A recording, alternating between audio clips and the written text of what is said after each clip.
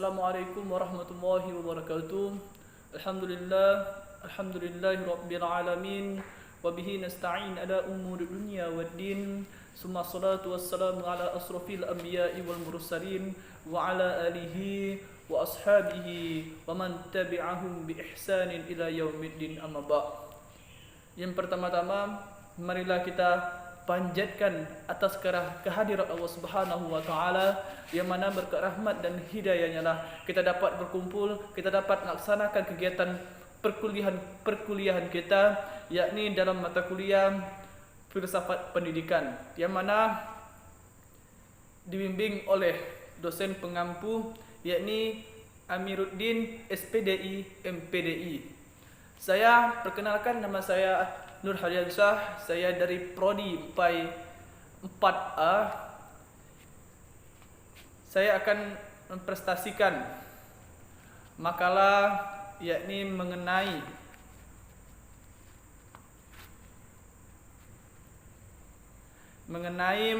pengertian pendidik Islam, syarat-syarat pendidik Islam, tugas dan tanggung jawab pendidik Islam. Langsung saja, yang pertama yakni pengertian pendidik Islam. Dalam Kamus Bahasa Indonesia diriwayatkan bahwa pendidik adalah orang yang mendidik. Dalam pengertian yang lazim digunakan, pendidik adalah orang dewasa yang bertanggung jawab memberikan pertolongan pada peserta didik dalam perkembangan jasmani rohani agar mencapai tingkat kedewasaannya, mampu berdiri sendiri dan memenuhi tingkat pendidikan, tingkat kedewasaannya, mampu mandiri dalam memenuhi tugasnya sebagai hamba Allah, sebagai hamba dan khalifah Allah Subhanahu wa taala, dan mampu melakukan tugas sebagai makhluk sosial dan sebagai makhluk individu yang mandiri. Peserta didik dalam pendidikan Islam adalah orang yang bertanggung jawab dalam perkembangan seluruh potensi peserta didik, pola pikiran dan tanggung jawab dia sebagai mendidik seorang peserta didik. Pendidik dalam perspektif pendidikan Islam ialah orang yang bertanggung jawab terhadap upaya perkembangan jasmani dan rohani peserta didik agar mencapai tingkat kedewasaannya sehingga ia mampu menunaikan tugas-tugas kemanusiaannya, baik sebagai khalifah Fir'aun atau khalifah di bumi sesuai dengan nilai-nilai ajaran Islam. Pendidik dalam Islam ialah siapa saja yang bertanggung jawab terhadap perkembangan anak didik. Dalam Islam, orang-orang yang paling bertanggung jawab tersebut adalah orang tua atau ayah dan ibu anak didik. Tanggung jawab itu disebabkan oleh dua hal. Pertama, karena kodrat,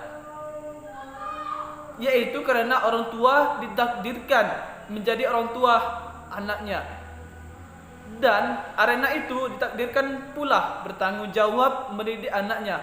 Kedua, karena kepentingan kedua orang tua, yaitu orang tua berkepentingan terhadap kemajuan pendidikan anaknya. Sukses anaknya adalah sukses orang tuanya, sukses muridnya berarti sukses gurunya, yakni kesuksesan seorang guru yaitu pada peserta didiknya. Jikalau ia mampu kedepannya menjadi orang sukses, mampu memberikan perkembangan pemikiran yang begitu luas, berarti seorang guru itu ialah guru yang sukses mendidik peserta didiknya.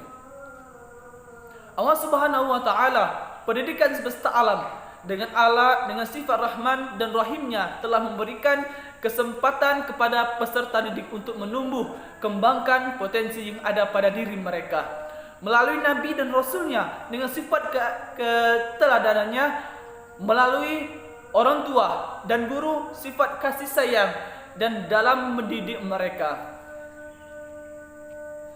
Dalam Islam, peserta didik memiliki beberapa istilah seperti mu'alim, mu'adib, murabbi, dan ustaz. Yakni pengertian pertama yakni mu'alim. Istilah ini lebih menekankan posisi pendidik sebagai pengajar dan menyampaikan pengetahuan dan ilmu. Muadib, istilah ini lebih menekankan pendidik sebagai pembina moralitas dan akhlak peserta didik dengan keteladanan. Murabbi, istilah ini lebih menekankan perkembangan dan memelihara baik dalam aspek zamaniyah maupun rohaniyah. Ustadz, istilah ini merupakan istilah umum yang sering dipakai dan memiliki cakupan makna yang luas yang sering disebut sebagai guru. Syarat-syarat yang kedua, yakni B, syarat-syarat pendidik Islam. Dalam pandangan Islam, seorang pendidik hendaknya memiliki karakteria yang dapat membedakan dari yang lain. Kriterianya seperti peserta didik. Orang yang berilmu dengan orang yang tidak berilmu itu beda. Dari pola pikiran, dari kegiatannya itu sangat berbeda. Tapi orang yang berilmu kalau tidak mempunyai adab, tidak mempunyai sikap yang rendah hati, itu sama saja tidak ada berilmu. Karena dalam hadis yakni al-adabu fawqal ilmi, yakni adab itu lebih utama daripada ilmu.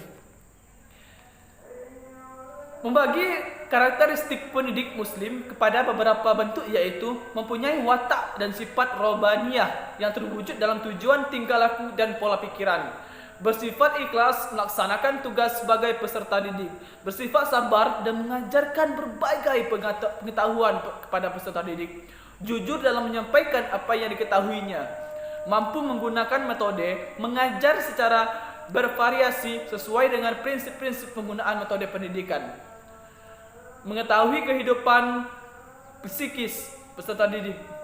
Menurut Atiyah Al-Abrashi, memberikan batasan tentang karakteristik pendidik di antara lain ialah seorang pendidik hendaknya memiliki sifat zuhud, yaitu melaksanakan tugasnya bukan semata-mata, akan tetapi lebih dari itu adalah karena mencari keridhaan Allah Subhanahu wa taala.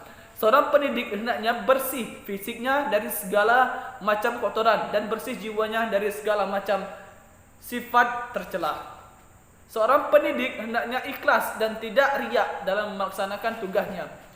Seorang pendidik hendaknya bersikap pemaaf. Seorang pendidik hendaknya mampu mencintai peserta didiknya sebagai ia mencintai anaknya sendiri. Selanjutnya, tugas dan tanggung jawab pendidik Islam. Dalam Islam, tugas seorang pendidik dipandang sebagai sesuatu yang sangat mulia, sangat dimuliakan oleh Allah Subhanahu wa taala. Dalam posisi ini menyebabkan menempatkan orang-orang yang beriman dan berilmu pengetahuan lebih tinggi derajatnya dibanding dengan manusia lain.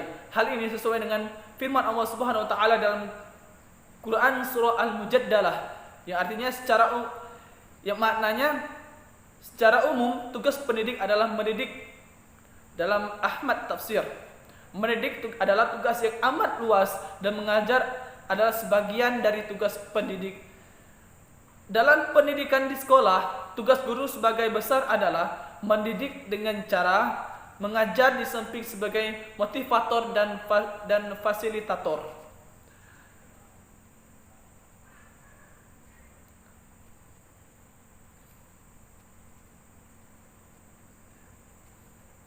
Membersihkan, mensucikan serta membawa hati manusia untuk takarrub, ialah pendekatan kepada Allah Subhanahu wa taala, takarrub ila Allah, dan mendekatkan diri kepada Allah. Kita mengetahui zat-zat Allah, kita mengetahui apa itu Allah Subhanahu wa taala, bagaimana kita tahu sifat Allah itu ada berapa, kita tahu semuanya. Itulah kalau kita menjadi orang yang berpendidikan dalam agama, berpendidikan dalam dunia, kita harus menguasainya. Yakni dalam akhirat jangan kita mengejarkan dunia saja. Jadi kita harus mengejarkan akhirat. Kita seimbangkan keduanya agar saling menyatu. Demikian presentasi saya pada hari ini. Lebih dan kurangnya saya mohon maaf. Apabila ada kesalahan, itu datangnya dari diri saya pribadi. Apabila ada kebenaran, itu datangnya dari Allah Subhanahu wa taala. Wallahul muwaffiq ila aqwamit thoriq. Assalamualaikum warahmatullahi wabarakatuh.